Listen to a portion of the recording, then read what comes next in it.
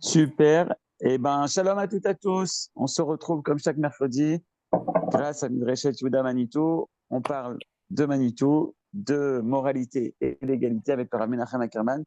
Et tu as trouvé, comme d'habitude, un nom qui nous fait sourire et qui a plein de sens. Moralité et l'égalité, l'égaliout et l'égalouyot. Il faut le voir écrit pour comprendre le jeu de mots. Et bien sûr, c'est toujours les Nishmat et Yosef Avner Durand. Bechavod Arav. Mais c'est bien. Alors, comme tu as dit, comme chaque mercredi, mais aujourd'hui, ce mercredi, Ken Manishtana Mikol mercredi chez Bachana, c'est le dernier mercredi de cette année avant les grandes vacances, et donc du mois d'août. Donc, pour ceux qui veulent savoir où est-ce que il faut aller regarder, Liliane Vittori, elle a déjà mis l'avion avec les criques de Corse. Donc, ça se corse. Et, euh, et donc, c'est-à-dire, bechol ofen, c'est pas un cours qui termine le cycle du tout. Je vous rappelle, en fait, tout le monde le sait déjà, que c'était une très belle idée de Brigitte Billiard de faire un cycle sur des grands thèmes de Manitou.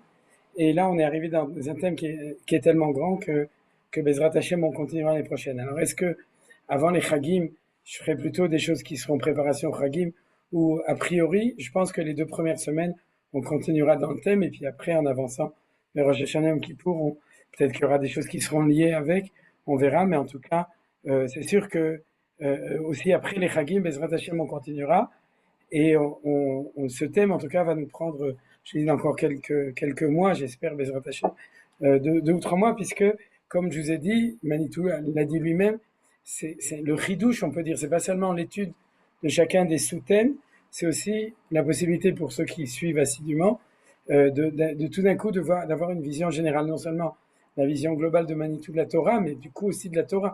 Manitou a proposé une vision globale de la Torah. C'est pas la vision de Manitou, c'est pas pour apprendre Manitou, c'est pour apprendre la Torah. C'est-à-dire, c'est Manitou, lui, nous enseigne la Torah. Et moi, j'essaye d'être un tsinor pour transmettre cet enseignement-là. Voilà. Alors, aujourd'hui, j'ai choisi un thème qui est lié avec la préparation à Tisha B'Av. C'est pour ça que vous avez les galiout et les galouyot. C'est-à-dire qu'il y aura sûrement d'autres sujets, mais comme il est complètement lié avec le sujet qu'on étudie, donc c'est celui que j'ai décidé de choisir aujourd'hui. Et bien entendu, il ne suit plus l'ordre chronologique. C'est-à-dire, on l'aurait de toute façon étudié, mais on l'aurait étudié bien plus tard avec encore énormément d'investigations ou de conséquences dans la vision globale qui vont découler de ce qu'on va étudier aujourd'hui. Mais c'est pas grave, en temps voulu, on le reprendra bien entendu dans le cadre et en sachant qu'on avait déjà fait ce qu'on a fait jusqu'à maintenant. Alors, on commence toujours par le début. Le début, c'est que c'est Leilou Nishmat pour ce soir, le mari de Nicole, Moshe Ben Yitzhak Ochayon, et je suppose que c'est aujourd'hui, l'Askara. C'est exact? Nicole ou Yoela, c'est quel jour? C'est aujourd'hui. Le Hey Ben. Donc, aujourd'hui, Ashiye Alimud Leilou Nishmato, c'est-à-dire, j'ai mis en yiddish, Yor Tzetzelo, Askara Shelo, c'est le jour de sa Yom Aptira, Pesger, et aussi Leilou Nishmat Arlet Rika, Bat Roslevi, qui a sa Askara ce soir. Et aussi, on continue, le Nitzachon Tzvaenu Tzva Haganel Israël, שנזכה בעזרת השם להשמיד, להרוג ולאבד ולשבת את כל אויבינו, לגרש את כל שונאינו מארץ קודשנו, ולשוב ולכבוש ולהתנחל בכל חבלי נחלנו, ובפחת בחבל עזה. On va aussi rajouter בגוש קטיף. Parce que Yom Tisha B'Av, c'est aussi Yom Gush Katif, puisque d'une manière extrêmement malheureuse, le gouvernement israélien à l'époque, c'était je me souviens plus, c'était il y a 20 ans, je crois. Je crois que tout le monde en a parlé, c'était il y a 20 ans. Oui, ils ont déporté, exilé les Juifs qui habitaient tranquillement à Gush Katif.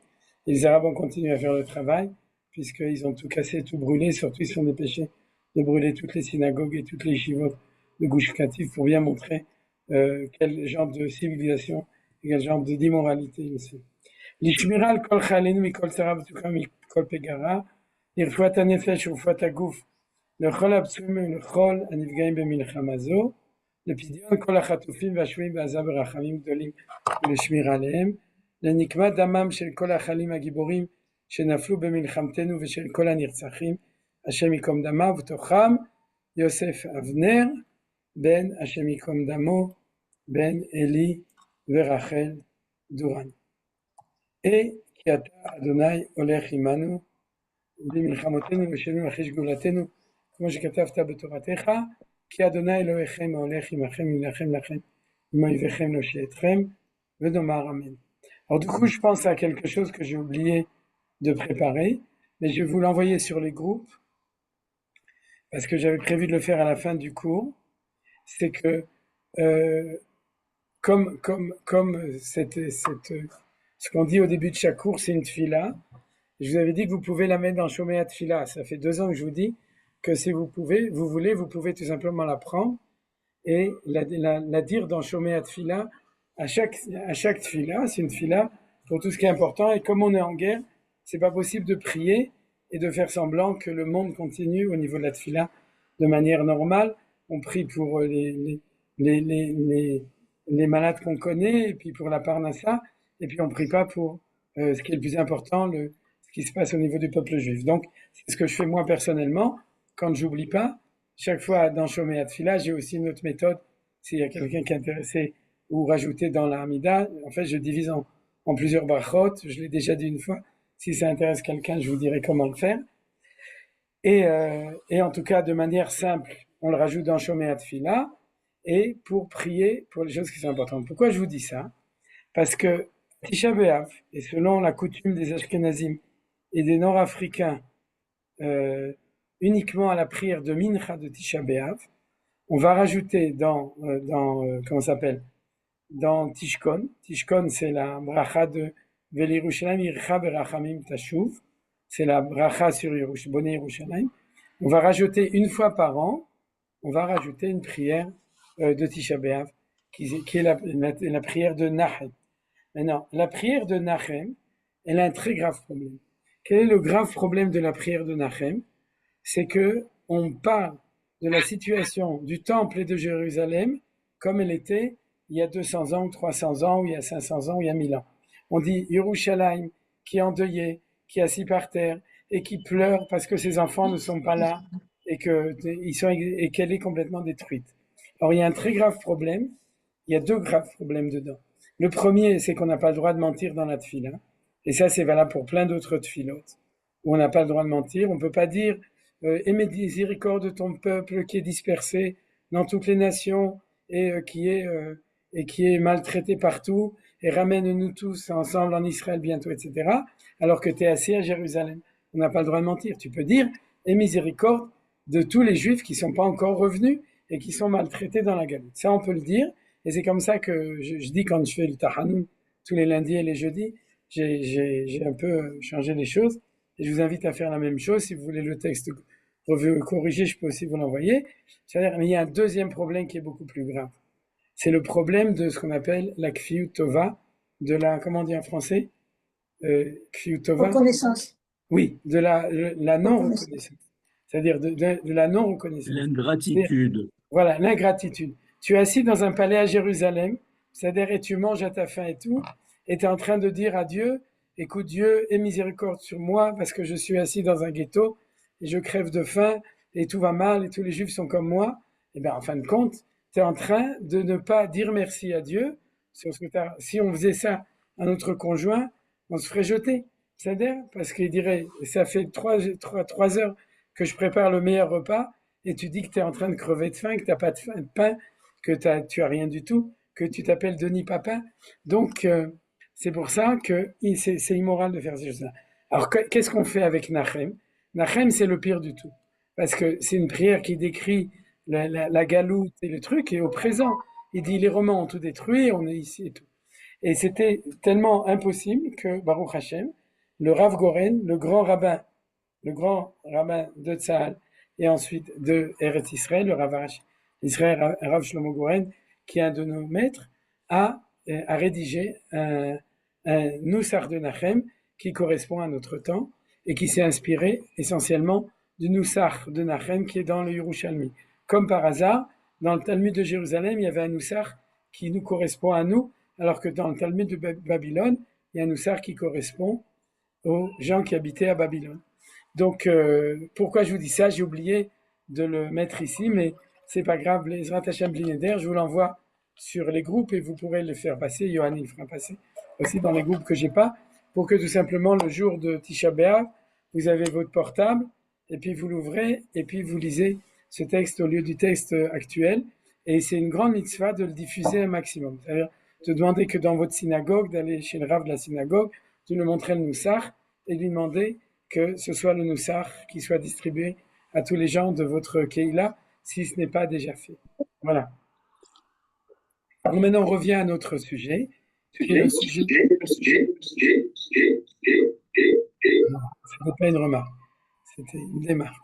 Alors voilà, on revient à notre sujet. On va étudier des textes de Manitou, mais on va tout d'abord étudier un très joli texte de la Gemara de Baba Metzia, qui va être le texte de la base de l'étude, sur lequel après ça, on va pouvoir étudier la manière dont Manitou l'a interprété, parce que, en fin de compte, il aussi dans un des textes qu'on a dans Étincelle, mais dans un paragraphe que j'ai pas mis pour des raisons, parce que c'est déjà une digression par rapport au sujet qu'on est étudié aujourd'hui, mais en tout cas, la référence se trouve là-bas. Manitou savait de quoi il parlait et il faisait consciemment référence à ce texte de la Gemara de Baba Metzia, mais vous allez voir que au fur et à mesure de l'étude de Manitou, on va avoir une beaucoup plus grande précision de ce texte. Alors, la Gemara dans Baba Metzia, page 30 à Moudbeh, je l'ai marqué en hébreu, c'est-à-dire dit comme ça.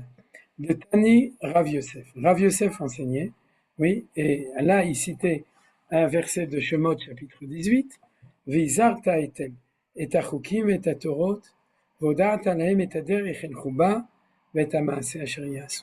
C'est-à-dire que dans ce verset, il y a marqué que il faut faire attention, notifie-leur, c'est-à-dire Isarta, c'est Isaër, faites attention. À quoi? Donc, à leur enseigner, on parle d'enseigner au Bnei Israël, et à Chukim et à Torot. Chukim et Torot, tout le monde comprend, c'est la religion, c'est la loi. Chok ve Torah. Vodaat alahem, et en plus il y a marqué dans le verset, et à derech el chuba et à maaseh asher yasu. C'est-à-dire, tu leur diras la voie qu'ils doivent emprunter, et ensuite les actions qu'ils feront. A priori, c'est un passou que les Chachamim ont trouvé un peu difficile. Pourquoi?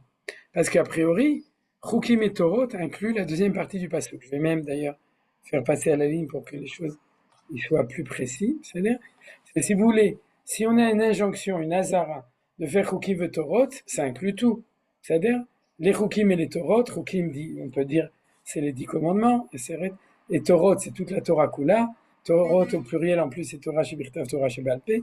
Donc, pourquoi on a besoin de dire en plus, après Vizarta etem, Voda'ata lahem, c'est-à-dire une répétition, et Taderech el Ruah, et Tamaseh asher yasu. On pourrait dire, Chukim et Torot, c'est l'étude, et Maaseh, c'est l'application. Gadol, Talmud, Amevil, Idé Maaseh. On pourrait, mais c'est pas de cette manière que les Chachamim ont interprété les choses, et on va voir comment est-ce qu'ils ont interprété les choses. Alors, je pense que vous avez devant vous donc la deuxième partie du verset, et aussi la dracha de Rav Yosef dans sa braïta dans la Gemara de Baba Metzia. Il dit comme ça. Et en fait, il va prendre chaque petit morceau de la deuxième partie du passo qui va dire Vodat alahem ze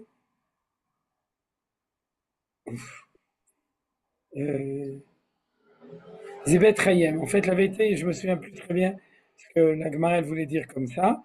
Et aderer, ouais, Zog Gminut Chassadim. Et aderer, c'est Gminut Chassid, tout le monde sait ce que c'est de se conduire avec miséricorde et charité. Yel Chouba Zebiku Cholim.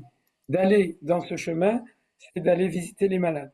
Ba, en fait, il faut pas dire comme ça. Oui, il y avait marqué Yel Chou Zebiku Cholim. Ba, Ze Kvura. Kvura, ça veut dire Ze Levayatamet, c'est le fait de s'occuper d'enterrer les morts, Hevra Kadisha, et d'aller aux enterrements et tout. C'est le mot Ba. Veta Maaseh, Ze Adin. Maaseh, c'est la loi. Ve'asher yasun, Zo Lifnim Meshurat Adin. C'est ce qui est au-delà de la loi. Je traduis la traduction habituelle que vous connaissez pour ceux qui parlent hébreu. Quand quelqu'un dit Ani Ose Lifnim Meshurat Adin, ça veut dire que je me conduis au-delà de l'exigence de la loi. Je suis plus réglo, par exemple, c'est pas sûr que j'aurais dû payer quelqu'un parce que, l'exemple de la Gemara, et on a pris des employés qui devaient déplacer des jarres avec de l'huile dedans, et ils étaient tellement doués qu'ils ont réussi à casser les jarres et que toute l'huile a été perdue, et ils ont quand même demandé leur salaire parce qu'ils ont travaillé, et le Rav leur avait payé parce qu'il a dit Elifni Meshuratadin. D'après la loi, j'étais pas obligé, mais comme c'est des pauvres personnes et qui ont travaillé dur, donc je les paye même si ils ont rien fait pour moi, mais ils ont travaillé. Ouais, tout travail mérite salaire. Alors ça, c'est l'ifni meshuratadi, mais de manière générale, c'est d'aller au-delà, c'est toutes les homorot, c'est toutes les manières d'être qui est au-delà de la loi, ce qu'on appelle l'ifni meshuratadi.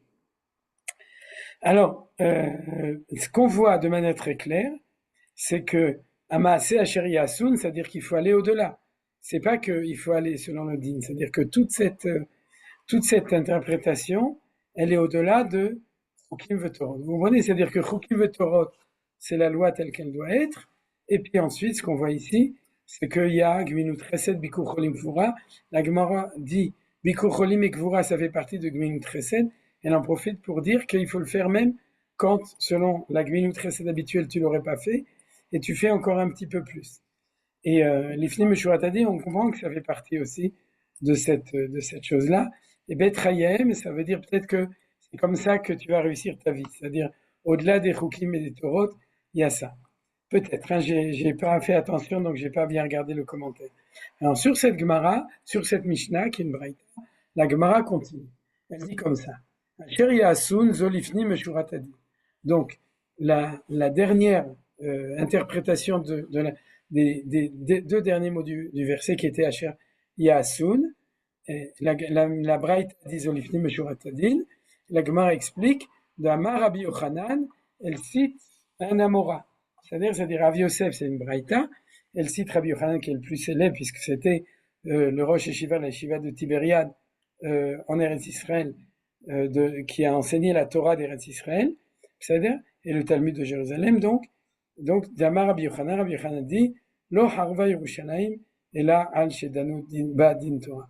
C'est que, il dit, c'est très bien de dire qu'il faut faire l'ifni meshuratadin, parce que Jérusalem n'a été détruit que parce que on jugeait à Jérusalem le din selon ce qui est marqué dans le Shulchan Aruch. C'est-à-dire selon le din de la Torah. Il dit, c'est à cause de ça que le temple a été détruit. Donc vous avez compris maintenant le titre du cours, c'est que pourquoi le temple a été détruit, c'est parce que dans les tribunaux, on jugeait selon la halakha. Et il dit que c'est pour ça que le temple a été détruit. Du coup, la Gemara, elle est choquée. Elle ne comprend pas très bien ce que voulait dire Rabbi Yochanan. Elle répond, et là, dîner de magista le diainu, tu veux dire que il faut juger selon les lois des tribunaux turcs ou des tribunaux d'Azerbaïdjan, des tribunaux de Paris, c'est-à-dire français, hein, je ne parle pas des tribunaux juifs du consistoire, mais je parle des tribunaux civils français. Alors elle dit de Magista. Magista, je ne sais pas exactement ce que c'est, mais en tout cas, c'est comme si elle disait, tu veux qu'on juge selon les tribunaux de Trifouille-les-Oies? J'ai pas compris. Tu dis que le temple a été détruit parce qu'on jugeait selon le din Torah. Tu t'imagines quand même pas qu'on devrait juger selon le din de Magista. Alors Agmara répond, et la Ema, chez Midounin al din Torah, velo et avdu lifne meshuratadi. C'est qu'ils ont assis leur justice sur la loi de la Torah sans tenir compte du concept de l'ifni meshuratadin. C'est ce qui était évident dans la suite de la Gemara, sauf que la Gemara, du coup, elle, non seulement l'a mieux expliqué, mais elle a dit que c'était ça la raison de la destruction du temple. Ce qui n'apparaissait pas du tout dans la Braïta. La Braïta, c'était une injonction pour chaque juif de se conduire comme il faut, de faire l'ifni meshuratadin quand c'est l'occasion. Mais là, elle nous dit non. Elle nous dit, ce qui déraillait à l'époque du deuxième temple, c'est qu'ils jugeaient selon la Torah, ils ne jugeaient pas selon l'ifni meshuratadin. Alors c'est un peu un problème, parce que si tu dis ça, ça veut dire qu'il ne faut pas juger selon la loi. Alors à quoi ils servent les juges? Parce que les juges, leur rôle, c'est de juger selon la loi. Et puis si l'ifni meshuratadin, ça devient la loi, alors c'est tout simplement qu'il y a une nouvelle loi, qui est le l'ifni meshuratadin. Mais ils vont toujours juger selon la loi, sauf que la loi va être différente, plus miséricordieuse, ou des choses comme ça. Vous comprenez que cette Gemara, elle pose des problèmes. Que nous, en tant qu'individus, on dit, la halacha, c'est que je dois recevoir Shabbat disons un quart d'heure avant Shabbat, mais que moi je veux recevoir une demi-heure, ça c'est l'ifnim meshurat adin. Mais on sait que la halakha pour tout le monde c'est un quart d'heure. La halakha c'est que les hommes n'ont pas besoin d'aller au mikvé tous les matins, mais moi je vais au mikvé tous les matins, ça c'est l'ifnim meshurat adin. La halakha c'est qu'il faut donner maaser, et moi je dis que je donnais 20% chomesh, ça c'est l'ifnim meshurat adin. Mais on touche pas à la loi. Maintenant, si les juges ils sont punis parce qu'ils ont fait la loi et qu'à cause de ça on est en exil depuis 2000 ans, il faut bien comprendre cet enseignement. Voilà, ça c'est le sujet de notre étude aujourd'hui. Alors on va tout de suite passer au texte de Manitou. Je ne sais pas si on aura le temps de tous les étudier. Alors, mais on va passer l'un après l'autre et on va voir petit à petit comment est-ce que Manitou en fait développe cette idée. Premier texte, le conflit entre la tradition hébraïque et la civilisation romaine a porté là-dessus essentiellement. Pour la tradition hébraïque, c'est l'enseignement des prophètes, c'est la moralité elle-même qui s'érige en légalité. Alors que pour la civilisation romaine, c'est la légalité qui devient la moralité. La relation à la moralité, à la morale absolue, est d'un ordre de connaissance radicalement différent de la coutume qui fait que la légalité est ainsi et pas autrement. Il peut y avoir coïncidence, mais c'est d'un arbitraire absolu. Donc, la deuxième partie de ce que dit Manitou est un petit peu plus compliqué, parce qu'il essaye de retenir que dans le droit romain, on tient compte aussi de notions de moralité. Mais c'est ce qu'on appelle le droit coutumier, c'est-à-dire qu'on va voir un petit peu non seulement l'absolu d'une loi, mais aussi la réalité sur Terre, et puis on va essayer de tenir compte de ça, et c'est de cette manière que dans le monde romain, on fait une relation. C'est pas relation entre moralité et légalité, c'est relation entre réalité et légalité. C'est un peu ce qu'on a l'habitude d'expliquer de la mahloket entre Beth Shammai et Beth Hillel. Vous vous souvenez? C'est-à-dire que Beth Shammai était a priori plus légalité et Beth Hillel était plus réalité. Il regardait les choses telles qu'elles étaient. Alors, pour revenir, c'est comme ça que Manitou disait qu'il y avait une forme qui permettait au système légal romain de se défendre de l'accusation qu'il leur donne, mais il dit que d'un ordre de connaissance radicalement différent, la coutume qui fait la légalité est ainsi et pas autrement. Donc il n'y a que la légalité. Il dit qu'il peut y avoir coïncidence, mais c'est-à-dire de temps en temps on peut retrouver une coïncidence entre la loi hébraïque avec sa moralité qui est derrière et la loi romaine, mais il dit c'est absolument une coïncidence, c'est arbitraire, ça peut l'être, ça peut l'être. Ça veut dire quoi? C'est-à-dire que c'est deux systèmes différents. Alors, quelle est la différence? C'est ce qu'il dit ici. C'est que, on va commencer par les Romains. C'est que pour les Romains, c'est la légalité qui vient de moralité devient, c'est des thèmes qu'on a déjà étudiés, donc c'est beaucoup plus facile pour nous de comprendre. Quand tu demandes ce qui est moral, tu diras ce qui est légal et moral. Dans l'extrême de tout, c'est le procès de Nuremberg et de Munich. C'est-à-dire que quand, dans l'extrême du droit romain, et le Manitou le cite à d'autres endroits, il dit quand on a demandé aux nazis pourquoi avez-vous ça, ils ont répondu je n'ai fait qu'exécuter des ordres. Qu'est-ce qu'ils disaient derrière? Ils disaient pas que eux c'était des pauvres bougres qui pouvaient pas décider autrement parce que on avait donné des ordres et s'ils n'avaient pas exécuté, on les aurait exécutés. C'est comme ça que souvent les gens comprennent la réponse. Mais non, ils ont répondu selon le système allemand. C'est quoi le système allemand? La loi, c'est la loi, et comme on nous a donné un ordre, on a exprimé la loi, et donc ils sous-entendaient que c'était moral. C'est-à-dire l'immoral absolu, c'est-à-dire était pour eux à faire parce qu'on l'avait reçu par quelqu'un qui avait décidé que c'était ça la loi. Alors, j'ai donné cet exemple pour bien expliquer ce que dit Manitou. Il y a une différence énorme, c'est la différence entre Shamaim et Haaretz, entre le bien et le mal, de savoir est-ce que la relation entre la moralité et la légalité, c'est A implique B ou B implique A. C'est-à-dire, est-ce que la source de la légalité, c'est la moralité, ou est-ce que la conséquence de la légalité, c'est la moralité? C'est ça qu'il dit dans cette phrase-là. C'est-à-dire que pour le monde juif, c'est-à-dire la légalité va être la conséquence d'une pensée morale. Et si la pensée morale a exprimé une certaine idée, alors, comme on l'a vu déjà dans les cours d'avant, quand on passe de l'individu à la société, alors il faut structurer dans les lois des idées de moralité. On ne peut plus laisser à chacun comme dans la pensée anarchique, à réaliser le projet de moralité tel que bon lui semble, parce qu'une société ne peut pas marcher comme ça. Une société qui veut réaliser un projet de moralité, il faut qu'il soit instauré en légalité. Mais en amont de toute légalité, il y a la moralité. Alors là, il y a encore une idée qu'on va, Bezrat Hashem, étudier à une autre occasion, c'est le fait que l'expression de la moralité qui va être traduite dans la légalité, cette moralité, c'est la parole des prophètes. Bien entendu, le plus grand prophète, c'est Moshe Rabbeinu, et c'est aussi Avraham, Yitzhak et Yaakov, qui sont prophètes, mais cette ingérence de la prophétie dans l'équation moralité-égalité, c'est un chidouche qu'on n'a pas encore étudié, et que Bezrat Hashem, qui sera un chapitre en lui-même. C'est-à-dire un chapitre avec énormément de choses. Je veux juste citer le fait que quand on disait à Ben Gurion, pourquoi tu n'es pas religieux, il disait, mais moi, je suis fidèle à la morale des prophètes. C'est-à-dire, il disait, je ne suis pas fidèle à la loi de Moïse, mais je suis fidèle à la morale telle qu'on la retrouve dans la prophétie de Yeshayahu, de Yirmiyahu, c'est Ma'alirov Zifrechem, Ken Chagechem Sanechem, Ken Yadechem David Maleu. Je ne traduis pas tout ça pour ceux qui connaissent, c'est-à-dire que il y a de manière évidente dans la prophétie une expression de moralité, toujours, mais quand on réfléchit plus profondément, on va dire, quand Dieu se révèle au niveau prophétique, il va se révéler au niveau moralité. C'est ça un petit peu l'idée fondamentale que dit Manitou ici. C'est-à-dire pour la tradition hébraïque, et c'est l'enseignement des prophètes, c'est la moralité elle-même qui s'érige en légalité. Alors que dans le monde romain, il n'y a pas de moralité a priori, il y a une légalité a priori, et cette légalité, vu qu'elle est unique, il n'y a rien d'autre, à ce moment-là, quand on demandera si c'est moral ou non, alors on dira bien sûr que c'est moral, puisque c'est le chok.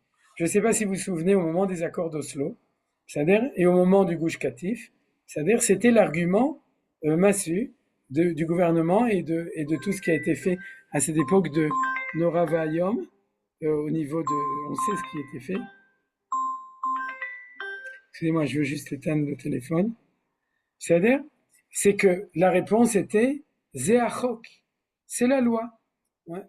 C'est-à-dire, on nous disait, la loi a été votée à la Knesset, Zéachok, donc Zébécéder. Ouais. Les Avdil, elle fait Avdalot entre Or le Chocher, ouais, c'est-à-dire, c'est quelque chose qui peut amener à ce qu'on a connu ou en la Shoah. Alors, bien entendu, l'État d'Israël est un État qui est moral, on n'est pas des nazis, Baruch Hashem, mais ceci dit, le système lui-même qui répond Zéachok, pour Manitou, c'est quelque chose d'extrêmement grave, parce qu'il prouve qu'il y a eu une influence de la pensée romaine dans la pensée juridique israélienne, et c'est pas notre sujet aujourd'hui. Je veux pas être mécatré, tout simplement, avant Tisha B'Av, je veux pas trop être mécatré, je veux pas soulever trop de choses, mais on l'étudiera si Dieu veut. Il y a énormément de très beaux textes de Manitou sur ces choses-là. Alors, s'il n'y a pas de trop de questions, on continue. Or, finalement, maintenant, on a vu que on était dans la marloquette entre Rome et Israël. Or, la marloquette entre Rome et Israël, c'est le problème de 2000 ans de Galout et d'Homme. C'est-à-dire, si ça fait 2000 ans qu'on est en Galout et d'Homme, on est donc dans l'équation au niveau de la société, pas de la loi du tribunal, mais de la société. Est-ce que c'est une société qui est basée sur la mentalité et la conception romaine de la société, ou sur la mentalité et la conception prophétique divine de la Torah d'Israël? Or, finalement, l'antisémitisme romain, tel qu'il s'est exprimé par la suite à travers la civilisation chrétienne, parce que bien entendu que le monde romain est devenu chrétien, est arrivé à ce tour de force d'accuser la tradition juive du défaut du légalisme romain, en établissant l'équation calomnieuse, hypocrite et antisémite de pharisien égale légaliste. Alors ça, c'est un chidouche extraordinaire de Manitou, puisque vous savez que il n'y a pas que les chrétiens qui disent ça, il y a aussi tous les juifs qui sont anticléricaux, c'est-à-dire qui sont anti-religieux ou qui sont irreligieux ou qui sont tout simplement ignorants de la Torah, c'est-à-dire ou bien qui ont eu des expériences extrêmement négatives au niveau de leur rencontre avec la Torah et avec les rabbanim. Mais en tout cas, c'est le fondement de cette accusation et les pharisiens, les prouchim, c'est nous. C'est-à-dire les sadducéens ont disparu, les esséniens ont disparu, les seuls qui restent, c'est les prouchim. Ouais, pas les Parisiens, pour ceux qui sont Parisiens comme moi, les pharisiens, c'est-à-dire, c'est les Massoret Israël, c'est la Gemara, c'est Torah Shebe'al-Peh, c'est nous, on est tous descendants des pharisiens. Or, dans le christianisme, on a, comme dit Manitou, on a fait ce qu'on appelle une projection consciente ou inconsciente qui s'appelle le concept du bouc émissaire, c'est que ton défaut congénital, au lieu de le résoudre, tu le projettes sur la personne que tu haïs, donc sur le juif. Et il nous dit donc qu'au lieu de voir dans le judaïsme cette religion qui est basée sur la morale, il nous montre dans le judaïsme ce que eux sont au niveau de leur conception de la relation entre moralité et légalisme, en disant que quand on est pharisien, on est légaliste. Bien entendu, les gens qui n'ont pas étudié le Nouveau Testament comme moi, ce qu'on appelle les Aven Gideon, l'évangile, alors ils connaissent pas autant ce genre d'argumentation. Ceux qui ont eu l'occasion, ils le connaissent très bien, mais il faut savoir qu'elle diffuse partout. C'est-à-dire, elle diffuse dans toute la littérature, dans toute la pensée, et la preuve, c'est qu'elle diffuse même dans le monde juif. Un juif qui ne connaît pas la Torah, qui aura étudié à la Sorbonne et qui n'est pas chrétien, il aura dans sa vision du judaïsme et du christianisme que le christianisme est la religion de l'amour, donc de la moralité, et que le judaïsme est la religion de la loi, donc de la légalité. Et il faut faire très attention à ne pas intégrer les valeurs antisémites de nos ennemis et de continuer à être juif religieux et shomer mitzvot, mais en vivant avec une conception qui est la conception contraire, c'est ce qu'il dit ici, c'est-à-dire c'est une équation et calomnieuse, et hypocrite, et antisémite. C'est-à-dire donc c'est complètement faux. Comment c'est arrivé? Justement par des processus psychanalytiques de projection sur la personne que tu n'aimes pas de tes propres défauts. Cela a été facilité. Alors il dit, Manitou, il dit seulement, on a un petit problème. Quel est le petit problème qu'on a? C'est qu'on les a un petit peu aidés. Vous comprenez? C'est-à-dire, si on les avait pas aidés, alors il n'y aurait pas eu de problème. Mais Manitou dit, le problème, c'est qu'on les a un peu aidés. Comment on les a aidés? Ça a été facilité parce que, effectivement, dans la société juive, rabbinique y compris, il y a des tendances au légalisme. C'est-à-dire? D'accord. Donc, vous comprenez? C'est-à-dire que dans le peuple juif, il y a la même tendance. C'est-à-dire que, par exemple, il y avait une synagogue à Paris qui s'appelait la rue Cadet. Ouais, actuellement, elle est plutôt caduque parce que elle est plus cadée parce qu'il n'y a plus de minyan là-bas. Il y a un centre d'études qui marche très bien, qui a été repris, Baruch Hashem. Mais la synagogue qui s'appelait la communauté de la stricte observance. Ouais, je me souviens encore. Ouais, j'allais même prier là-bas de temps en temps. Pour ceux qui s'en souviennent, c'était une très belle communauté. Et il y a beaucoup de gens ici qui ont fait partie de cette communauté et dont les enfants et les petits-enfants, Baruch Hashem, font partie de nos communautés de Torah Eretz Israël en Eretz Israël. Mais et pourquoi s'appelait la communauté de la stricte observance? Parce que le critère qui exprimait le fait que tu fais partie ou tu fais pas partie, c'était est-ce que tu étais strict observant. On regardait pas, c'est la vérité, c'est pas vrai, mais on regardait aussi le reste, mais en tout cas au niveau officiel, on le définissait par ce qu'on appelait une stricte observance de l'orthodoxie. Pour être membre de la communauté, il fallait déclarer que tu faisais, que tu gardais les lois de manière la plus légaliste possible, et à ce moment-là, ça marchait.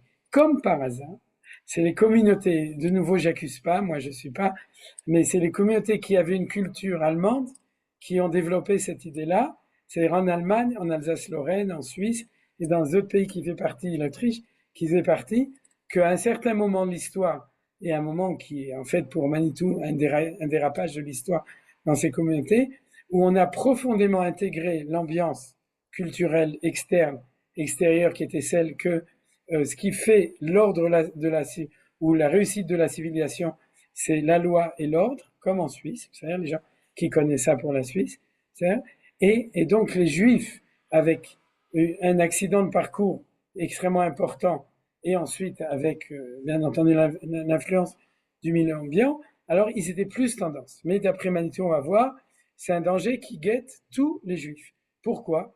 Parce que la Torah, elle est remplie de mitzvot, et que la Mishnah, elle est remplie de halachot, et que la Gemara, elle est remplie de halachot, et que le Shulchan Aruch est rempli de halachot. Je vous rappelle juste que le Shulchan Aruch et que les halachot, c'est pas zélo kol la Torah kula. Donc, du coup, on se souvient déjà.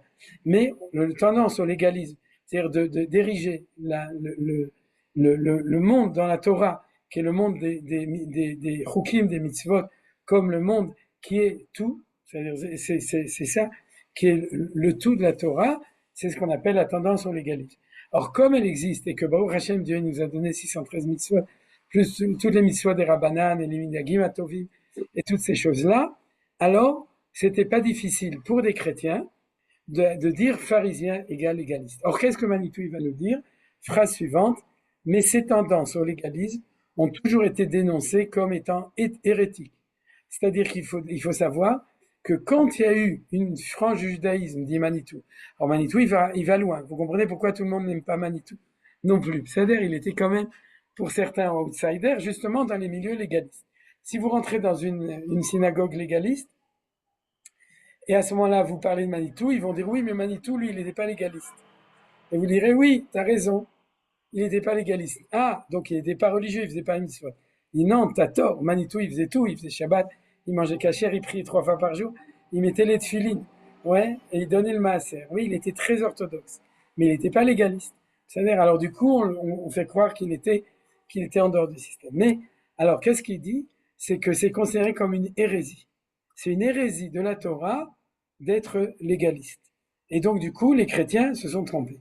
Alors, deuxième scoop extraordinaire, c'est qu'il va dire qu'il y a toutes sortes d'hérésies. Vous connaissez, hein?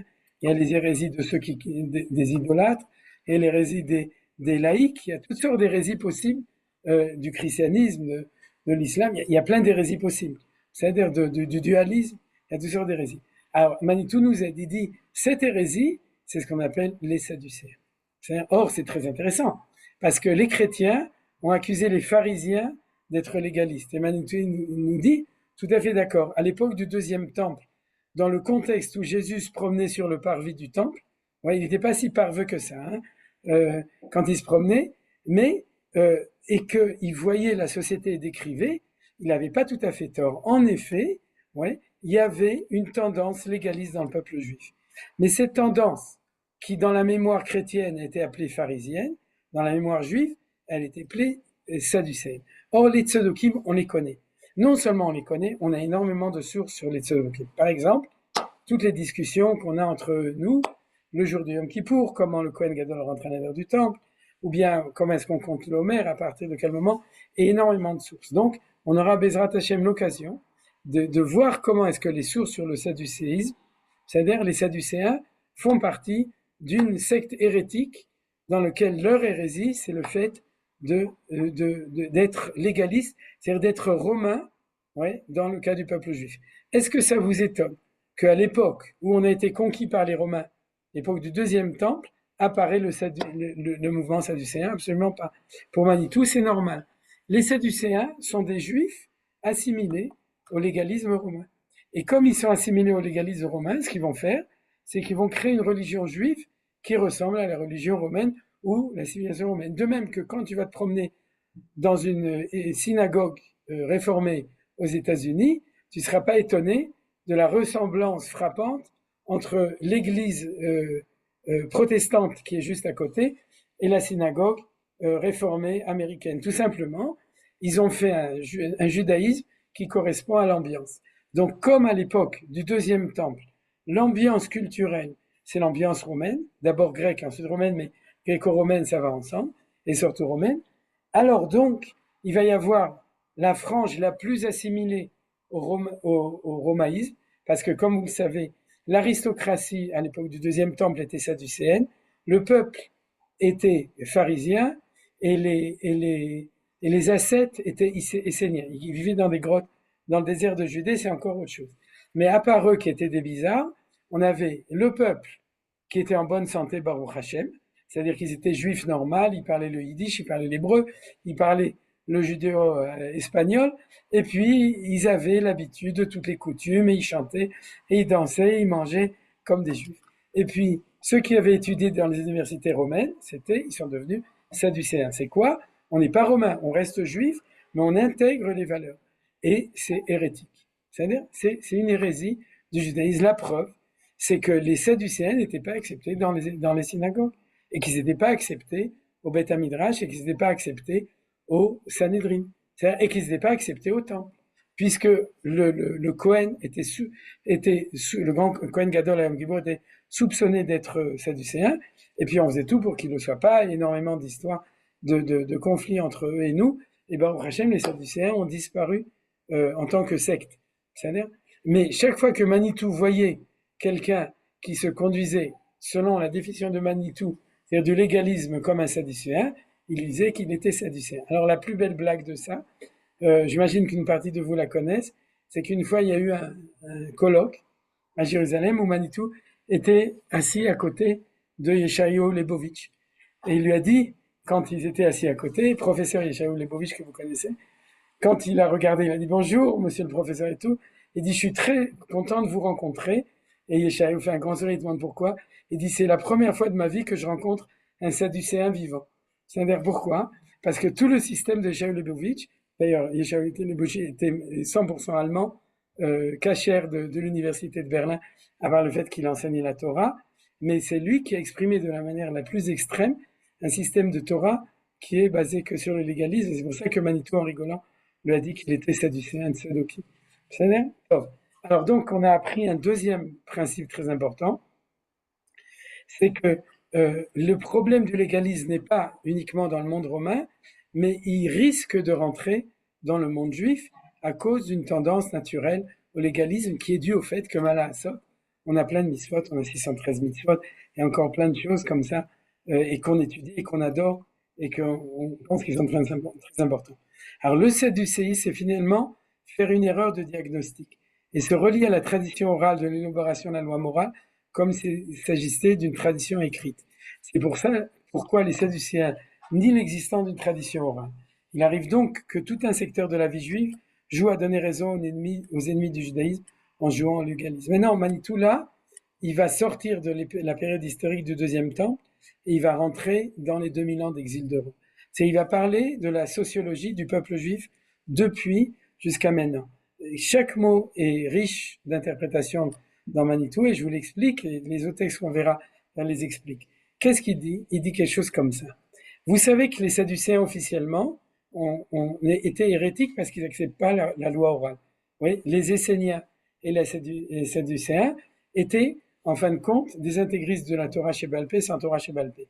Comme vous savez, il y a 5 grands mouvements historiques de juifs qui ont jeté la loi orale. Les Samaritains, c'est les premiers. Ensuite, les Esséniens et les Sadducéens. Ensuite, les chrétiens. Et ensuite, les Karaïtes. C'est les 4 grands mouvements juifs qui ont pris la Bible sans prendre la Torah orale. C'est-à-dire, maintenant, les gens pensent que tout ça, c'est la même chose. C'est-à-dire un Samaritain, un Shomroni qui habite du côté de Arbracha, un Sadducéen, un Essénien, un Karaïte et un chrétien, ils ont le même problème, toujours le même. Mais c'est complètement faux. C'est-à-dire que chacun a une autre équation. Et l'équation des Sadducéens est très intéressante. Il dit, c'est pas qu'ils ont refusé la Torah orale, c'est qu'ils ont pris ce qu'ils ont pris la Torah orale, mais ils ont considéré que c'était une Torah écrite. Ça veut dire quoi? Le légalisme, c'est de considérer que tout ce qui est écrit et c'est la loi, et tout ce qui est la loi, il faut l'écrire. Et on va très bien voir dans le texte suivant que c'est déjà une erreur, parce que la Torah chez Béalpé, on n'a pas le droit d'écrire. Donc pour Manitou, le sadducéisme, c'est le danger de mettre la Torah orale par écrit. Lorsque Rabbi Yehuda Nessi a mis la Torah orale par écrit, il a créé un danger de sadducéisme à l'intérieur du peuple juif. C'est quoi? Comme disait Manitou, c'est la très belle phrase qu'il disait, c'est pas vrai parce que c'est marqué, c'est parce que c'est vrai que c'est marqué. C'est-à-dire que c'est écrit. C'est pas vrai parce que c'est écrit, c'est parce que c'est vrai qu'on l'a écrit. Et ça, c'est l'idée très très forte de ça. C'est-à-dire que c'est une catastrophe d'avoir mis la Torah orale par écrit, parce qu'on l'a transformée en Kiviachol, Torah Shevirtav, une Torah écrite. Et ce danger, c'est le danger des Sadducéens, c'est la raison pour laquelle ils n'ont pas de Torah orale. Pour nous, bien que la Torah orale ait été écrite, elle est restée orale. La preuve, comme on dit la Gemara, on reste toujours dans l'oralité, on est toujours dans la dynamique des choses. Mais si tu dis c'est écrit donc c'est comme ça, c'est que tu as une forme de judaïsme, de légalisme. Donc qu'est-ce qui sous-entend Manitou?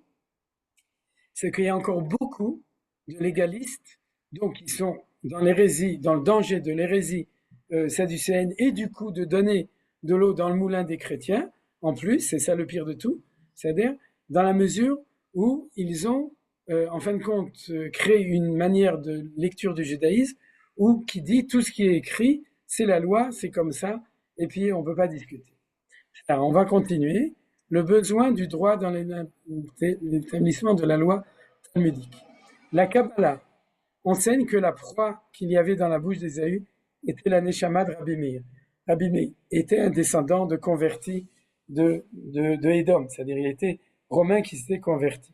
Ça, on ne peut pas expliquer maintenant, on n'a pas le temps, mais il y a marqué Kitsaïd Befiv chez les Saves, mais en fait, dans la bouche d'Ésaü, il y avait, en fin de compte, si vous voulez, le potentiel dans le peuple juif cachère d'intégrer les grands principes de Rome à l'intérieur du peuple juif.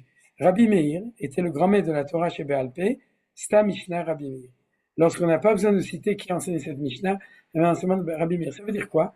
C'est-à-dire que la Mishnah de Rabbi Yehuda Nassi, qui va, selon Rabbi Meir, qui était le maître de Rabbi Yehuda Nassi, la Mishnah était amenée par des convertis romains qui ont permis d'intégrer à l'intérieur du peuple juif la légalité des Romains sans tomber dans le détour, le tort du légalisme romain. C'est-à-dire, ils ont réussi, en se convertissant, à convertir la loi romaine pour pouvoir prendre ce qu'il y a de bien dedans et la mettre. Et c'est grâce à ça qu'on a écrit la Mishnah. Donc, on a écrit la Mishnah, on a mis par écrit un système comme ça. Ce que veut dire cet enseignement, c'est que la force de la Mishnah vient de Rabbi Meir, parce qu'il est descendant d'Ésaü, point d'interrogation. Ouais. Ce que je vais vous dire, je ne l'ai pas appris, j'ai essayé de le comprendre. Et Manitou, il dit oui, en effet. Et il dit que c'est un chidouche de lui. Ce qui caractérise la force juridique du Talmud, c'est la capacité de la pensée juridique de maîtriser le droit, la légalité, et ça, c'est le génie romain. Vous comprenez? C'est-à-dire qu'il y a des nitsotsot, des étincelles de génie dans le monde romain. Le problème, c'est est-ce que tu deviens romain quand tu es juif religieux, ou est-ce que tu réussis à intégrer les valeurs de la civilisation romaine à l'intérieur de la Torah? Et ça, c'est Rabbi Meir, Rabbi Yehuda Nassi. Ça, c'est le chidouche de Manitou qui est extrêmement fort. Entre parenthèses, vous savez que les chrétiens ont accusé les juifs en les nommant pharisiens de légalisme. C'est un autre texte qui reprend le thème qu'on a vu tout à l'heure, mais il faut savoir que pour une âme juive, le légalisme, c'est romain. Ouais, c'est pas sadducéen, c'est romain. C'est-à-dire, soyons d'accord, quand on parle de légalisme, c'est la civilisation romaine. D'ailleurs, lorsqu'on nous dit pharisien, la Manitou rigole, on entend jésuite. Ouais, c'est pas une blague. C'est-à-dire qu'en fin de compte, les pharisiens, dans la suite, c'est les jésuites. C'est une calomnie. Le judaïsme n'est pas du tout légaliste.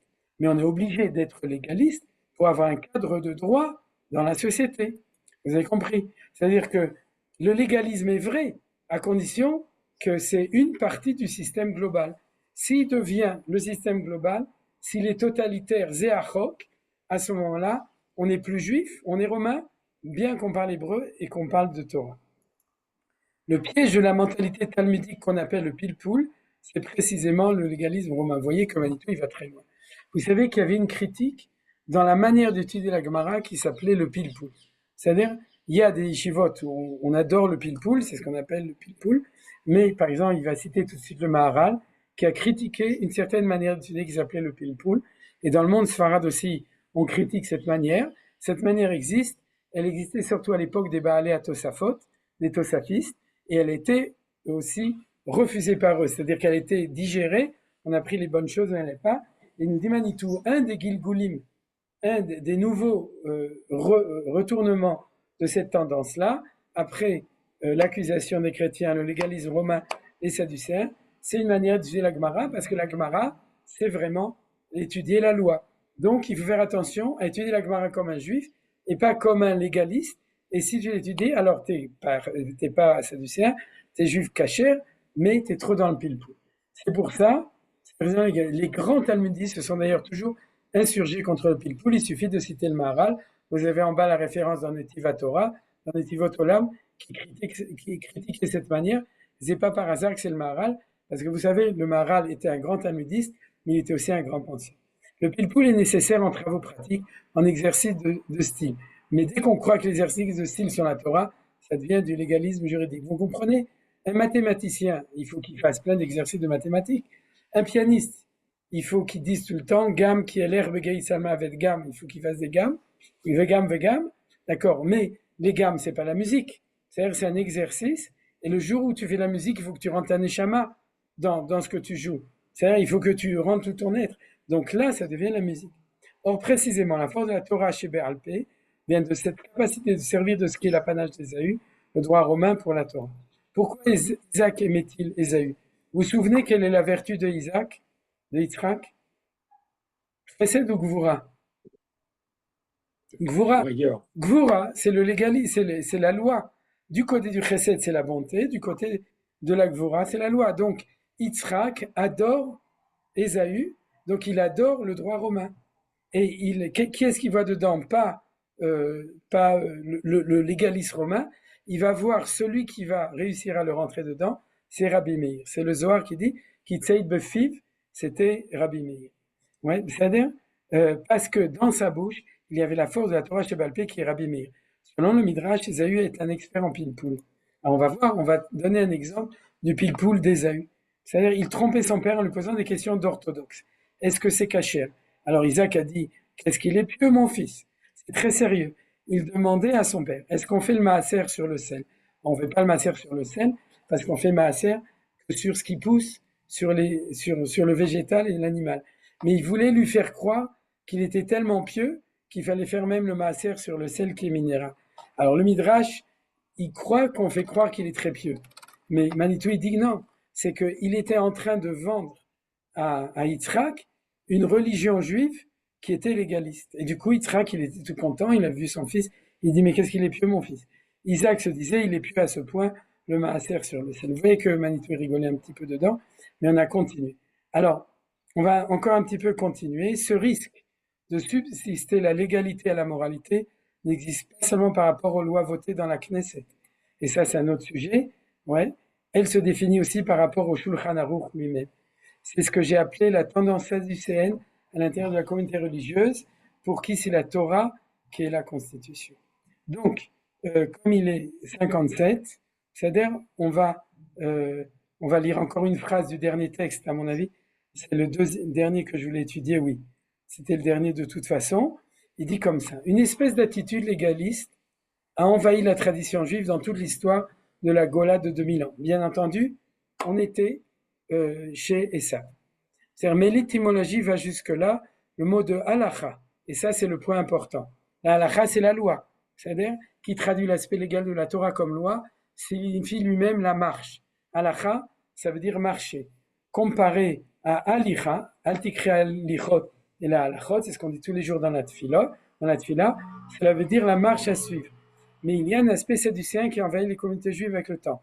Malheureusement, l'immense majorité des communautés orthodoxes, c'est-à-dire ceux qui sont de la fidélité la plus antique à la Torah, sont tombés dans ce piège. D'abord en Europe, puis avec le colonialisme européen, cela s'est diffusé dans le monde entier, donc aussi en Irak, et donc aussi en Afrique du Nord, et donc aussi au Yémen et partout. Parce que le colonialisme a amené la mentalité occidentale, même dans le monde séfarade. Il y a là une espèce de vengeance subversive de Rome dans Jérusalem. Le légalisme vient de Rome. C'est la grande calomnie des chrétiens qui introduit aux pharisiens, alors que les viennent des Romains. Donc vous voyez que Manitou revient toujours, c'était très important, mais je voudrais terminer avec cette notion de halacha. Quand tu écris la Torah orale, dit Manitou, tu figes et tu arrêtes la dynamique. Lorsqu'elle est orale, elle est dynamique. Ça veut dire que tu n'as pas le droit d'étudier la Torah dans un livre. Tu dois téléphoner à ton Rav, chercher la Tracham. Pourquoi? Parce que le Chacham, il te connaît. Il connaît ce qui se passe actuellement. C'est-à-dire, si tu lui dis est-ce que je vais jeûner à Tisha B'Av, il va pas dire c'est marqué dans le Shulchan Aruch que tu dois jeûner. Il va te demander est-ce que tu es en bonne santé physique, tu es en bonne santé morale, peut-être quelque chose qui va pas bien chez toi, et du coup peut-être que je vais aussi en profiter pour m'occuper de toi, parce qu'il y aura peut-être quelque chose qu'il faut pour t'aider. C'est-à-dire, et puis en fin de compte, il va te donner la halakha pour monsieur Moshe Cohen. Il va lui dire quelle est la halakha pour Moshe Cohen. Et ça, c'est une halakha qui n'est pas figée dans un texte, qui est dynamique. Et c'est pour ça que la Torah chez Béal Pé ne peut pas être marquée par écrit, parce que c'est la protection du fait que la loi hébraïque n'est pas une loi légaliste, mais une loi dynamique qui s'adapte à la moralité qui se trouve derrière. Et c'est ça l'enseignement de Manitou que vous avez compris. Le jour où la halakha arrête de marcher, à ce moment-là, elle est morte. Et le jour où elle marche trop vite, elle est réformée. Ça, c'est ce que les gens ne comprennent pas. On n'est ni réformé, ni, comment on appelle ça, Mouban, comment on dit meuban en bon français? Des meubanim, c'est fossilisé. C'est-à-dire, on n'est ni fossilisé, ni réformé. On est dans une dynamique qui sait faire la synthèse entre la réalité et la légalité. C'est ce qu'appelle la synthèse entre la moralité et la légalité, c'est les deux choses ensemble. Pourquoi je vous ai dit ça? Parce que sauf, on va revenir à notre texte d'étude qu'on a commencé au début et on va pouvoir l'étudier Dixit Manitou. Qu'est-ce que nous a dit Rabbi Yochanan? Rabbi Yochanan a dit que le temple a été détruit parce qu'on était Dandin Torah. Comment on traduit Manitou? Le temple était détruit à cause des Sadducéens qui étaient à l'époque, à cause des Romains qui étaient à l'époque, et à cause des pharisiens qui se sont pris pour des Sadducéens ou pour des Romains et qui ont été Dandin Torah. Donc, cet enseignement qui avait l'air d'être assez difficile à comprendre devient très limpide grâce à Manitou. Le problème qui a amené à la destruction du temple, c'est que derrière la loi de la Torah qui était vraie, il n'y avait pas la moralité de la Torah, il n'y avait pas une Torah shelema, il n'y avait pas une Torah entière qui reconnaissait le lien profond entre ces deux choses. Or, la moralité dans la Torah, c'est ce qui fait que des fois, Ikov Adin Tahar, ça doit être la loi, et des fois, ça doit être l'Ifni Meshurat Adin. Il ne faut pas aller d'après la loi. Il faut aller au-delà de la loi, parce que la loi est en contradiction avec la morale, et que le légalisme devient un système qui est destructeur du peuple juif, et c'est là-dessus que le temple a été détruit. Et malheureusement, il a été détruit, et pendant 2000 ans de civilisation romaine, on était en défi de reconstruction, mais en fait, on était aussi en défi de encore plus détruire, c'est-à-dire de plus en plus détruire, parce qu'on était imbibé de tout ça, vous voyez, comme on l'a vu, parce qu'on a vu plusieurs stations que Manitou a stigmatisées, et j'en ai passé d'autres que je voulais pas citer, mais de ce danger qui guette le peuple juif. C'est-à-dire, alors, tout simplement, on est à la veille de Tisha B'Av. C'est-à-dire, vous vous souvenez que le temple a été détruit à cause de Sinatrinam, mais comme dit le Natsif, cette Sinatrinam, elle était entre des factions qui étaient très religieuses, qui faisaient tous la Torah. Mais ils disaient, si toi tu fais pas comme moi, alors tu n'as pas ta place. Si tu n'es pas la halacha comme tel Rav, alors c'est pas la halacha. Si la halacha n'est pas comme tel Rav, c'est pas la halacha. Et puis si tu fais un peu de morale derrière la Torah, alors t'es pas orthodoxe, t'as pas fait les choses. Mais alors ça veut dire quoi? Ça veut dire qu'il faut avoir des rabbanim normaux qui sont des rabbanim de Torah Shlema qui font la synthèse entre toutes ces choses. Sinon, comme il a dit, on risque de tomber même dans une hérésie orthodoxe de toutes ces choses-là. C'est-à-dire, et c'est ça l'enseignement très très profond qu'a donné cette Gemara. Elle s'est pas occupée d'un petit tribunal. Elle s'est occupée d'un diagnostic extrêmement profond de ce qui a amené à la destruction du temple par les Romains et qui a amené à la maladie congénitale du peuple juif depuis 2000 ans, qui est cette maladie-là. Alors qu'est-ce qu'on doit faire? Nous, à la veille de Tisha B'Av, eh bien, on doit se remettre en question là-dessus. Nous, je parle de moi avant de parler des autres. C'est-à-dire se demander, est-ce que notre Torah à nous, c'est une Torah trahie, c'est une Torah de vie, dans laquelle toutes les halachot sont vraies, toutes les halachot sont importantes, mais elles ne peuvent pas être vraies si c'est pas des halachot de dynamique qui intègrent la moralité, la spiritualité, l'État d'Israël, le peuple d'Israël, toutes ces choses-là qui font partie d'une Torah Shlema, d'une Torah entière qui intègre véritablement toutes les valeurs. On n'est pas un peuple orthodoxe, ouais, on est un peuple Ma'amin ve'akadosh baruch hu ve'mechubar l'akadosh baruch hu, qui croit en Dieu, qui est lié avec Dieu, qui cherche la prophétie, la révélation, et dans la révélation il n'y a pas de loi, ouais, sauf Torah de Moshe. C'est la seule qui est dans la loi et qui a ces deux choses-là. Regardez comme c'est extraordinaire. J'ai fait exprès de vous lire le pasouk sans vous dire d'où il était. Au début, vous n'avez pas posé de questions, vous avez lu le pasouk avec moi. La première partie, c'est le légalisme. Qui veut Torah, c'est le légalisme. La deuxième partie, c'est le lifni meshurat adin. Et le Rabbi Yochanan et Rav Yosef, ils ont dit, fais attention, occupe-toi des Torot et des Chukim, mais n'oublie pas que Dieu nous a dit cette deuxième chose. À quel endroit il l'a dit? Il a dit, on va lire maintenant les psukim. Le lendemain, Moïse s'assit pour rendre justice à son peuple, et le peuple se tient debout autour de Moïse du matin au soir. C'est la paracha Yitro quand on a reçu la Torah. Et quand on a reçu la Torah, ce qui fait peur, c'est de croire que la Torah qu'on va recevoir, c'est de passer d'un peuple qui n'a pas de loi à un peuple qui, en fin de compte, va avoir les 10 commandements. Tu as 10 commandements, tu as des commandements, c'est gravé, donc tout ça c'est très grave, et c'est sûr que du coup tu vas devenir un orthodoxe grâce à la révélation du Sinaï. Eh bien non, déjà l'introduction, elle va nous dire fais attention. C'est pas les 10 commandements, c'est Aseret HaDibrot chez Luchot Abrit. C'est les 10 paroles des tables de l'alliance entre Dieu et nous. C'est des tables qui font le lien entre Dieu et nous. C'est des tables qui font le lien entre la parole de Hachem et l'entendement d'Israël, de Shema Israël. C'est ces choses-là qu'on a entendues. Et déjà dans la préparation, il faut que Yitro, qui a priori est le légaliste contre Moshe, qui est le contraire, le moraliste, que Yitro lui fasse un cours de Moussa et lui dit fais attention à ne pas transmettre une Torah de légalisme. Donc on continue. Moshe ישפוט את העם ויעמוד העם על משה מן הבוקר עד הערב. ויחותן משה את כל אשר הוא עושה לעם, ואומר מה הדבר הזה אשר אתה עושה לעם? מדוע אתה יושב לבדיך וכל העם ניצב אליך מן בוקר וערב? ויאמר משה לחותנו, כי יבוא אליי העם לדרוש אלוהים, ils viennent chez moi pour apprendre la Torah, donc c'est normal que je vais leur prendre. כי אליהם דבר, בא אליו ושפטתי בין איש ובין רעהו, והודעתי את חוקי האלוהים ואת תורותיו. Donc il dit, ce que je fais, c'est que je juge et j'enseigne les Chukim et les Torot. Vous avez compris? Donc, qu'est-ce que dit Moshe? Je suis tellement occupé au tribunal que j'ai pas le temps d'occuper des pauvres, des indigents, de la veuve, de l'orphelin, etc. Je suis du matin au soir parce qu'il n'y a pas le choix. Il me demande, ouais, j'ai prêté 50 shekels, il dit que je ne l'ai pas prêté, il me le doit pas, et ça va durer pendant 2 ans avec le Bet Mishpat Elia et les avocats. Et moi, j'ai pas le choix. Dieu, il m'a donné la Torah, je suis obligé de juger. C'est les Chukim Elohim va Torot. ויאמר חותן משה אליו, לא טוב הדבר אשר אתה עושה. Ça va pas. Qu'est-ce qui va pas? Il s'occupe de חוקים וTorot. דבול תיבול גם אתה, גם הזה אשר עמך, כי כבד ממך דבר לא תוכל לעשהו. אתה שמע בקולי, écoute-moi, יצחק, je te donne un conseil. ואלוהים עמך, et demande à Akadosh Baruch Hu s'il est d'accord avec mon conseil, comme explique Rashi, et il s'avère que Akadosh Baruch Hu a dit, Shkoyer, Yitro a bien parlé. Toi, tu es l'intermédiaire avec Dieu, tu amènes la spiritualité, tu amènes toutes les grandes idées prophétiques de la Torah. Et ensuite, verset 20 qu'on vient d'étudier,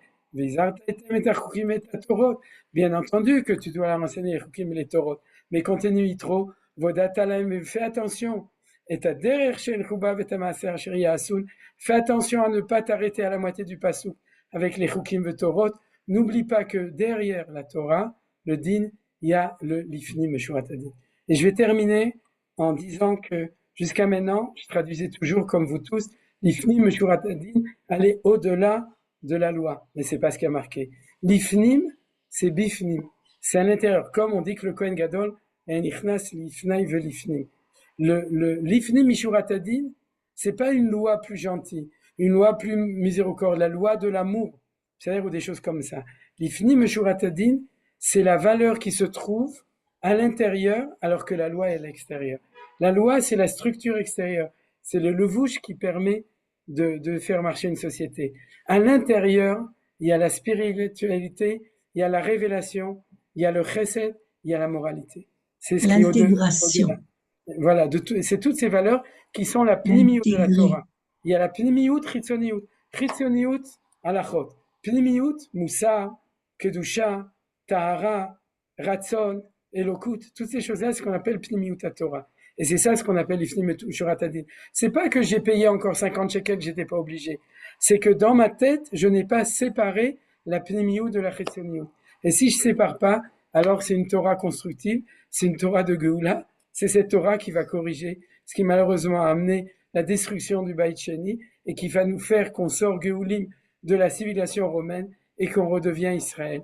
Asher Bechet Pa'a, le Israël authentique et non pas authentique, c'est-à-dire qui est celui d'une véritable religion, d'une véritable Torah, et Bezrat Hashem qu'on arrive nous dans notre intérieur, dans notre vie à le réaliser et qu'on arrive aussi à être des phares pour éclairer tous les Juifs pour que les orthodoxes fassent tchouva et que les cholonim qui sont en colère contre les orthodoxes à cause de ça fassent aussi tchouva pour que tout peuple juif puisse se réintégrer ces deux valeurs extraordinaires de moralité et de légalité. Toda Rabba pour l'attention. Amen. Il manque le Sanhedrin là-dedans. Il y a un trou énorme qui s'appelle le Sanhedrin. Ouais. Parce que tout ça, c'est très beau en théorie, mais il faut un gouffre. Alors, je vais te répondre selon l'enseignement Manitou. Si on n'a pas encore réussi à faire le Sanhédrin, c'est que le judaïsme orthodoxe n'est pas encore capable de faire un Sanhédrin qui soit pas légaliste. Et le jour où on sera capable, on aura des rabbinim comme ça, suffisamment qui dirigent le peuple d'Israël, alors il va arriver le Sanhédrin. Ce sera le Bezrat troisième Hashem. stade. C'est ça le Voilà, troisième Bezrat stade. Hashem. Tachles. D'ailleurs, les Chachamim ils disent Sanhédrin, qui est un mot latin qui veut, ou grec qui veut dire Grec. Betadin Agadol, le grand tribunal. Les Chachamim disent c'est quoi Sanhédrin? Écoutez bien, c'est magnifique. Non, je comprends. Ils ont fait un notaricon. Notaricon, c'est qu'ils l'ont interprété comme un mot hébreu. Ils savaient que c'était un mot grec, mais ils voulaient voir. Et alors, tu peux dire n'importe quoi. Ils ont dit Soné Hadar Badin, celui qui haït la frime dans le Bet Mishpat. C'est-à-dire, c'est des juges qui jugent, mais à condition qu'ils haïssent l'apparence extérieure, le hadar, c'est-à-dire le grand chapeau, le grand manteau, le grand machin. Ce qui est important pour eux, c'est de voir ce qu'il y a à l'intérieur. Voilà. C'est-à-dire, c'est la première fois que je fais ce ridouche, que c'est la raison pour laquelle les Chachamim, ils ont interprété de cette manière le mot Sanhedrin, Sodé, Hadar, Bedi. Voilà. Alors, c'est ce qu'on appelle la sardine. Voilà. Vous avez des questions, des remarques, si vous voulez, vous êtes invités. Raval Kerman, si moi Ouais. j'ai pas tout compris, mais parce que ma petite cervelle n'est pas comme la vôtre, hein. Mais est-ce qu'il reproche le monde à Israël en ce moment? Le légalisme ou le moral, ou le manque de légalisme ou le manque de moralité? Je n'ai pas bien compris. Qu'est-ce que vous... Alors, c'est très intéressant la question que vous posez. Vous parlez à Gaza, la Ouais, famille des pauvres Gazaouites. Et ben c'est l'accusation rituelle des chrétiens que les pharisiens, c'est du légalisme. C'est-à-dire qu'ils sont en train de nous accuser, ils fixent les critères de ce qu'on appelle la moralité selon la moralité chrétienne, et ils sont en d'accord. train de nous accuser que notre droit à la défense, c'est non pas de la moralité, mais c'est un espèce de légalisme de la loi israélienne. Et c'est tellement profond que c'est la raison pour laquelle le Bagat et le Yad Samishpati de l'armée, etc., ils sont tellement imbibés de ça qu'ils ont tellement peur de leur ombre qu'ils se sentent obligés de créer un légalisme qui est selon ce que les critères de moralité qui est imposé par une moralité chrétienne ou occidentale qui est fausse. Mais vous avez bien fait de donner D'accord. Mais donc la loi chrétienne, la loi romaine, enfin, elle n'est pas imprégnée de légalisme. C'est bien ça La loi ou j'ai romaine pas est compris? complètement légaliste, et comme il y a Alors donc, impossibilité, ouais, attendez, je vous donne une phrase, mais ce sera un autre cours d'accord, d'étude, d'accord. c'était dans un autre texte que j'ai enlevé, dans les 3 petits points, comme il y a une impossibilité de faire une synthèse entre le légalisme et le moralisme absolu, alors on sépare l'Église de l'État. C'est-à-dire c'est Ah, l'État est romain, et l'Église n'est que chesed, n'est que l'amour. La religion de ah, l'amour et la loi de la loi.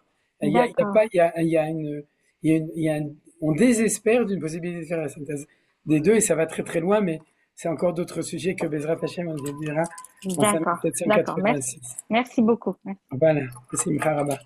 Encore quelqu'un? Moi, je me demandais Oui, bonjour si dans, Nelly.